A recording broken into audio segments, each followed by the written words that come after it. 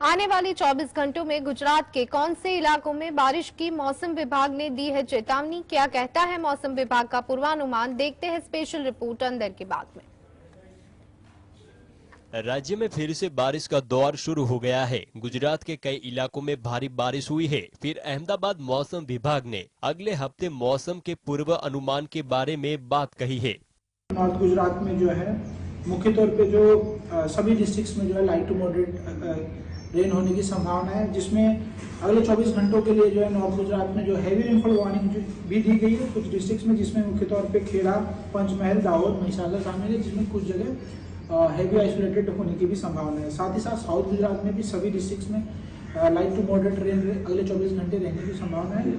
राज्य में अगले 7 दिनों के मौसम को देखा जाए तो अगले 24 घंटों में अच्छी बारिश देखने को मिल सकती है। उत्तरी गुजरात की बात करें तो वैज्ञानिक ने कहा कि 24 घंटों में यहां सभी तालुकाओं में हल्की से सामान्य बारिश होने की उम्मीद है, जिसमें खेड़ा, महिसागर, पंचमहाल और दाहोद में भारी बारिश की चेतावनी दी गई है। दक्षिण गुजरात में भी हल्की से लेकर गरज के साथ बारिश होने का अनुमान है। इसके साथ ही अगर भारी बारिश के पूर्व अनुमान की बात करें तो दक्षिण गुजरात के डांग, छोटा उदयपुर, नर्मदा, सूरत, तापी में भी भारी बारिश की संभावना है।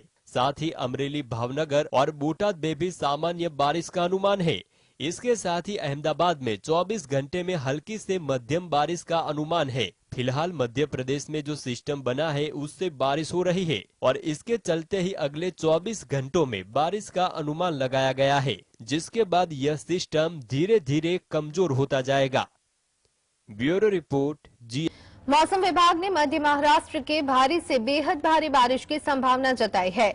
आईएमडी के बारिश को लेकर ऑरेंज अलर्ट जारी किया है और लोगों को सतर्क रहने को भी कहा है, जिसके कारण नासिक में बारिश की वजह से जलभराव की स्थिति सामने आई है। क्या है पूरा मामला, आइए देखते हैं। महाराष्ट्र के नासिक में भारी बारिश के बाद गोदावरी नदी खतरे के निशान से ऊपर बह रही है। इसी वजह से शहर में बाढ़ जैसी हालत है। यहाँ बाढ़ का पानी सड़कों पर बह रहा है और रिहायशी इलाकों में घुस गया है और निचले तलों में पानी भर गया है। आईएमडी ने बारिश का पूर्व अनुमान जताते हुए अलर्ट जारी किया है। इसने कहा 9 सितंबर से मध्य महाराष्ट्र के विभिन्न क्षेत्र में भारी से बहुत भारी वर्षा की संभावना है। बारिश के इस मौसम में आप सभी लोगों से आग्रह है कि कच्चे एवं भारी जल भराव वाले क्षेत्र में जाने से बचे। अपने आसपास के लोगों को भी जागरूक करें और सावधान रहे। बताया गया कि मध्य महाराष्ट्र में 115.6 से 204.4 मिलीमीटर बारिश हो सकती है। साथ ही ऑरेंज अलर्ट भी जारी किया गया है। इस साल जून से लेकर सितंबर में पहले सप्ताह तक औसत बारिश भी नहीं हुई। वही देर से हुई बारिश के कारण खेती में बुआई में भी देरी हुई है, जिसकी वजह से खरीफ की अधिकांश फसलें जैसे कि मक्का, सोयाबीन और चावल की फसलें जल गई है। Bureau report GSTV।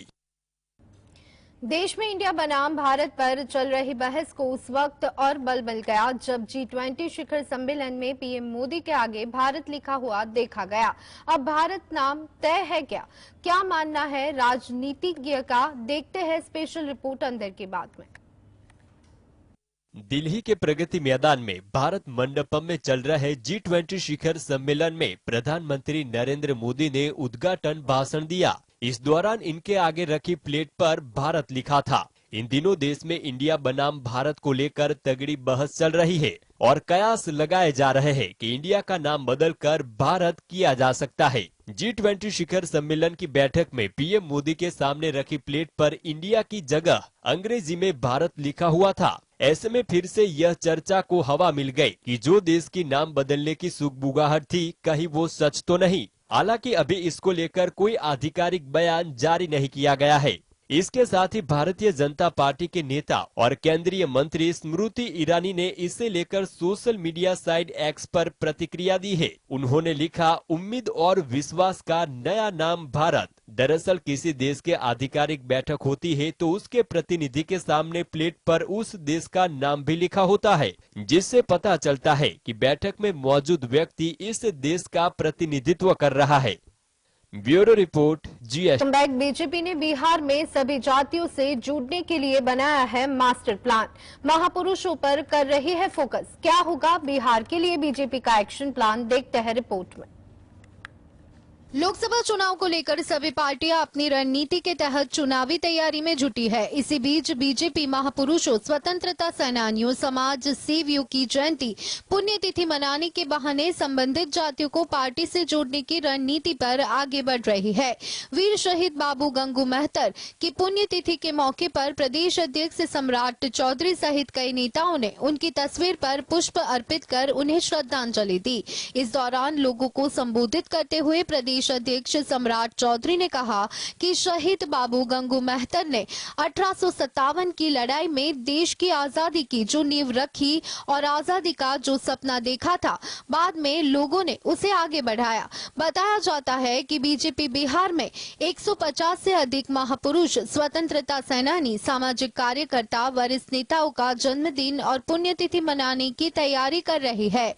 2023 में अभी तक मुख्यालय स्तर पर 60 से अधिक नेताओं का जयंती और पुण्यतिथि मनाई जा चुकी है। बीजेपी नेता मनोज शर्मा ने कहा कि बाबू वीर कुंवर सिंह की धरती पर बीजेपी पहले भी उनका विजयोत्सव कार्यक्रम का आयोजन कर चुकी है। आने वाली पीढ़ी को भी देश के महापुरुषों के विषय में इससे जानकारी मिल सकेगी। Bureau report. मध्य प्रदेश के मुरैना में एक एम्बुलेंस को रास्ता देने के लिए भारतीय जनता पार्टी की जन आशीर्वाद यात्रा बीच में ही रोक दी गई। इंसानियत की मिसाल पेश करती इस घटना का एक वीडियो भी सामने आया है। क्या है पूरा मामला, देखते हैं रिपोर्ट में। मध्य प्रदेश के मुरैना जिले में बीजेपी की जन आशीर्वाद यात्रा चल रही है। यात्रा जब रास्ते से निकली उसी दौरान एम्बुलेंस वहां से आई। ऐसे में एम्बुलेंस को रास्ता देने के लिए सीएम शिवराज ने यात्रा रुकवा दी। पहले एम्बुलेंस को रास्ता दिया गया और फिर यात्रा आगे बढ़ी। मुख्यमंत्री द्वारा दिखाई गई सहृदयता की चारों ओर चर्चा हो रही है। इस घटना के बारे में जब मुख्यमंत्री शिवराज से बात की गई तो उन्होंने कहा, ये तो हमारा मानवीय कर्तव्य है। मैं हर भाई बहन से अपील करूंगा कि एम्बुलेंस का रास्ता कभी बाधित न करे। एम्बुलेंस जान बचाने के काम आती है और ये हम सबका कर्तव्य है कि हम अपने भाई बहनों की जान बचाएं। बताया जा रहा है कि जन आशीर्वाद यात्रा के रथ पर सवार मुख्यमंत्री शिवराज सिंह चौहान कैलारस की मंचीय सभा को संबोधित करने जा रहे थे। उनके साथ केंद्रीय मंत्री नरेंद्र सिंह तोमर और बीजेपी प्रदेश अध्यक्ष विष्णु दत्त शर्मा भी मौजूद थे। Bureau report. उदयनिधि स्टालिन ने सनातन धर्म को लेकर चेन्नई में विवादित बयान दिया है। वहीं इस बयान को लेकर बेगूसराय कोर्ट में परिवाद पत्र पर दायर किया गया है। किसने उदयनिधि स्टालिन के खिलाफ कोर्ट में दायर किया मामला, देखते हैं रिपोर्ट में। सनातन धर्म पर उदयनिधि स्टालिन के विवादित बयान के बाद पूरे देश में सियासी घमासान छिड़ गया है। इसको लेकर इन दिनों पूरे देश में जमकर राजनीतिक बयानबाजी हो रही है। वहीं तमिलनाडु के मुख्यमंत्री एम.के. स्टालिन के पुत्र एवं मंत्री उदयनिधि स्टालिन के खिलाफ बेगूसराय के मुख्य न्यायाधीश दंडाधिकारी के कोर्ट में परिवाद पत्र दायर किया गया है। अधिवक्ता अमरेंद्र कुमार अमर ने आरोप लगाया कि उदयनिधि ने सोची समझी साजिश के तहत बीते 2 सितंबर को चेन्नई में सनातन धर्म की तुलना डेंगू, मलेरिया और कोरोना से की थी। उदयनिधि ने कहा था कि सनातन धर्म का विरोध नहीं करना चाहिए, बल्कि इसको पूरी तरह से खत्म कर देना चाहिए। इसके बयान से उदयनिधि ने हिंदू धर्म के करोड़ों लोगों को अपमान करने का काम किया है। इससे सभी हिंदू धर्म के लोग अपमानित महसूस कर रहे हैं और उनकी भावनाओं को ठेस पहुंची है। वहीं कोर्ट ने परिवाद पत्र को स्वीकार कर लिया है और इस मामले में आगे सुनवाई करेंगी। बता दें कि तमिलनाडु के मुख्यमंत्री एम.के. स्टालिन के बेटे और डीएमके सरकार में मंत्री उदयनिधि स्टालिन ने सनातन धर्म की तुलना डेंगू, मलेरिया से की थी। वहीं इस बयान के बाद पूरे देश में राजनीति गर्मा गई है। Bureau report, GSTV। Uttar Pradesh के मऊ जिले की घोसी उपचुनाव में जीत के बाद सपा विधायक ओम प्रकाश सिंह ने सुभाषपा प्रमुख ओम प्रकाश राजभर पर क्या किया तीखा हमला, देखते हैं रिपोर्ट अंदर की बात में। उत्तर प्रदेश के मऊ जिले के घोसी विधानसभा सीट पर हुए उपचुनाव में बीजेपी को करारी हार का सामना करना पड़ा है, जिसके बाद सपा विधायक ओम प्रकाश सिंह ने सुबह सपा प्रमुख राजभर पर तीखा हमला किया। सपा विधायक ने ओपी राजभर पर निशाना साधते हुए उन्हें राजनीति की विष कन्या तक बता डाला। घोसी में सपा के सुधाकर सिंह को 1,24,427 वोट मिले, जबकि दारा सिंह चौहान के खाते में 81,668 वोट आए, जिसके बाद सपा कार्यकर्ता काफी उत्साहित नजर आए। घोसी में सपा और बीजेपी के बीच सीधी टक्कर थी, जिसमें सपा ने बीजेपी को हरा दिया। सुधाकर सिंह की जीत पर प्रतिक्रिया देते हुए सपा विधायक ओम प्रकाश सिंह ने घोसी की जनता को धन्यवाद दिया और कहा कि ये समाजवादी पार्टी की जीत है, हमारे कार्यकर्ताओं की जीत है। उन्होंने कहा कि इस चुनाव में अखिलेश यादव खुद मैदान में उतरे और भाजपा को हार का सामना करना पड़ा। इसके साथ ही उन्होंने कहा कि घोसी में दारा सिंह चौहान की जीत 100% निश्चित है और सपा कहीं नजर भी नहीं आएगी। लेकिन जब नतीजे आए तो मामला एकदम उलट गया, जिसके बाद राजभर लगातार सपा के निशाने पर है। अक्षय कुमार अपना 56वां जन्मदिन मना रहे हैं। बर्थडे पर खास इस मौके पर वो अपने परिवार के साथ उज्जैन महाकाल के दर्शन करने के लिए गए थे। साथ वो वहां की होने वाली खास भस्म आरती में भी उपस्थित रहे। कैसे मिला महादेव का आशीर्वाद, आइए देखते हैं। अक्षय कुमार भगवान महाकाल की भस्म आरती में शामिल होने के लिए उज्जैन पहुंचे। वह अपना 56वां जन्मदिन मना रहे थे और महाकाल के दर्शन करके उन्होंने इसे और खास बनाया था। अक्षय कुमार अपने परिवार के साथ भगवान महाकालेश्वर के दरबार में सुबह होने वाली भस्म आरती में शामिल हुए। अक्षय ने भगवान महाकाल के दरबार में सबसे आगे बैठकर भस्म आरती में भगवान महाकाल का आशीर्वाद लिया। क्रिकेटर शिखर धवन ने भी भस्म आरती में शामिल होकर भारतीय टीम की जीत की प्रार्थना की। अक्षय कुमार ने मीडिया से चर्चा के दौरान कहा कि उन्होंने देश की तरक्की और उन्नति की प्रार्थना की है। जब उनसे क्रिकेट के वर्ल्ड कप को लेकर प्रश्न पूछा गया तो अक्षय कुमार ने कहा कि भगवान महाकाल के लिए वर्ल्ड कप बहुत छोटी चीज है। उनसे देश की तरक्की, उन्नति और सबकी खुशहाली को लेकर कामना की गई है। अक्षय कुमार फिल्म की शूटिंग के सिलसिले में पहले भी भगवान महाकाल के दरबार में आ चुके है।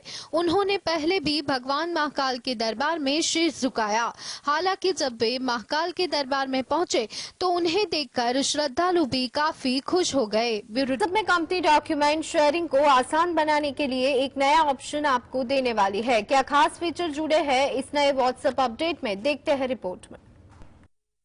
व्हाट्सएप में डॉक्यूमेंट शेयरिंग को आसान बनाने के लिए कंपनी आपको एक नया डॉक्यूमेंट पिकर टूल देने वाली है। इसकी मदद से आप सीधे फोन की गैलरी से फोटो या वीडियो को डॉक्यूमेंट के रूप में भेज पाएंगे। नए मीडिया पिकर टूल की मदद से आप गैलरी में आसानी से स्विच कर पाएंगे और किसी भी फोटो, वीडियो आदि को डॉक्यूमेंट के रूप में शेयर कर पाएंगे। डॉक्यूमेंट शेयरिंग फीचर का फायदा ये है कि इसकी मदद से लोग ओरिजिनल क्वालिटी इमेज या वीडियो को सामने वाले तक पहुंचा सकते हैं। इस अपडेट की जानकारी व्हाट्सएप के डेवलपमेंट पर नजर बनाए रखने वाली वेबसाइट ने शेयर की है। फिलहाल ये अपडेट एंड्रॉइड बीटा के 2.23.19.3 में देखा गया है। आने वाले समय में कंपनी इसे सभी के लिए रोल आउट कर सकती है। व्हाट्सएप कई नए फीचर को ऐप में जोड़ने वाला है, जिसमें email link, multiple account login, recent history share, text format आदि। इसके अलावा कंपनी लंबे समय से यूजर नेम फीचर पर भी काम कर रही है, जो जल्द ही लॉन्च हो सकता है। Bureau report, GSTV।